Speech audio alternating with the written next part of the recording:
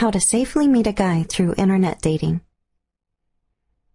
One of the best and most popular ways to find love these days is online. While it has its advantages, finding a date online also has its disadvantages, even dangers.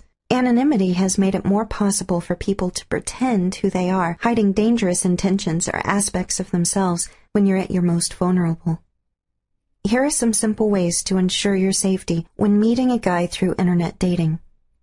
Finding out more about your blind date. Before you meet, find them and a friend on Facebook. Facebook is a great tool that's perfect for verifying someone's authenticity, and also a good way to learn more about who they are. Look for family that might be connected to them. Look at their friends. Do these people respond to your potential date positively? Do these people appear to be normal people? What kind of photos and posts has your date posted? Facebook can and will tell you a lot about your date. You should also check out if they have a MySpace website or any other social media website. Perhaps they have an identity on the web or a username they like to go by. If you can find the places they hang out, you will have a heads up on what their character is truly like.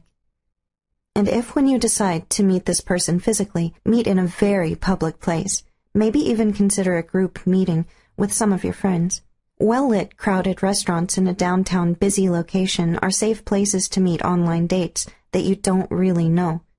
After your date, resist the urge to go home with them alone, whether in your car or his, and this goes for getting on a bus alone. Follow the book on the first date, second dates, etc. This ensures you stay in the public spaces for a while. Have several dates before you do any of these things alone with him.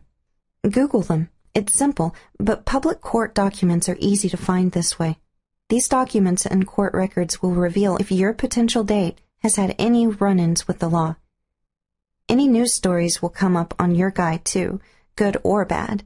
A friend of mine dodged a real bullet once doing this by finding numerous blog posts from different women stating that this man was a user.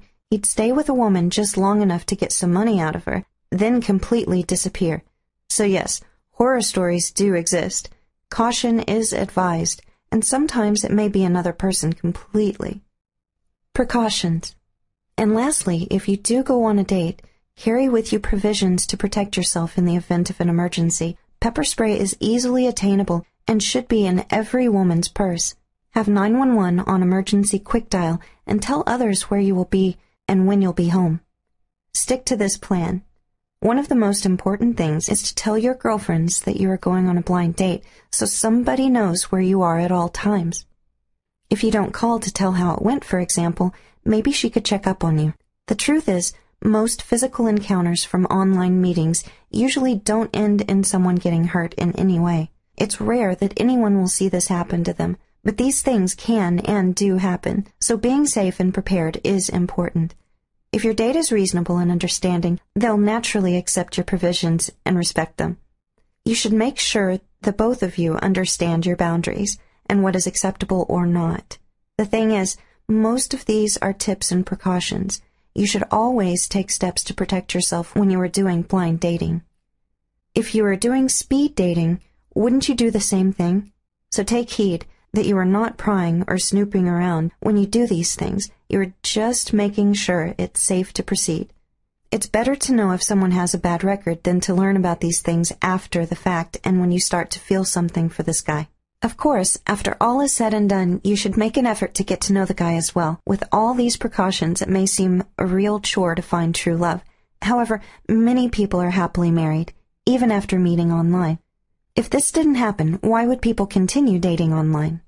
Even after reading the extreme cases, simply put, if you meet more people, you have a higher chance of running into a bad apple. It's your duty to make sure bad apples don't ruin your day.